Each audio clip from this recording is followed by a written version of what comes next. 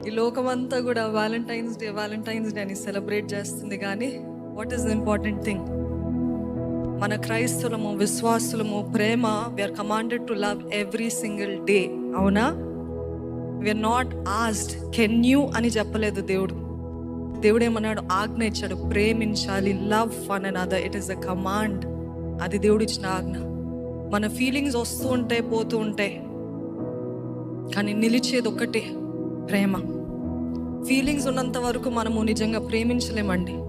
నిజమైన ప్రేమ ఒక బాధ్యత, ఒక ఆజ్ఞ, ఒక responsibility. Yes, I must love. Yes, no matter. ఇప్పుడు చదివిన రీతిగా అన్నిటినీ సహిస్తుంది, అన్నిటినీ అన్నిటినీ నిరీక్షిస్తుందంట. ఈరోజు అటువంటి ప్రేమతోటి నన్ను నింపు ప్రభా. వివాహం కాని వారు నాకెప్పుడు వస్తుందా ఈరోజు, నన్ను ఎవరు ప్రపోజ్ చేస్తారా, నాకెవరు గ్రీటింగ్ కార్డ్ ఇస్తారా? కాదండి, అన్నిటికంటే పెద్ద ప్రపోజల్ దేవుడు చేస్తాడు. మీకు నమ్ముతున్నారా? He has given his life for you. Amen. And that is the greatest act of love. Hallelujah. ఏ మనుషుడు కాదు.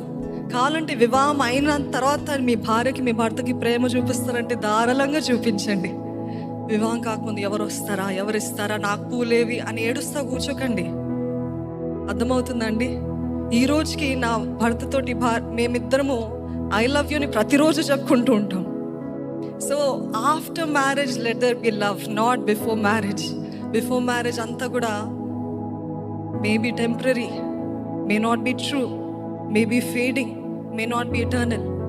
కానీ వివాహం అయిన తర్వాత ప్రేమ చూపించడము, వివాహం అయిన తర్వాత తట్టుకోవడము, వివాహం అయిన తర్వాత ఓర్చుకోవడము, సహించుకోవడము, వివాహం అయిన తర్వాత మన ఈగోస్ అన్నీ పక్కన పెట్టి నాకు ఎట్లా అనిపిస్తుంది, I feel like, no no, not what you feel, what does the Bible say.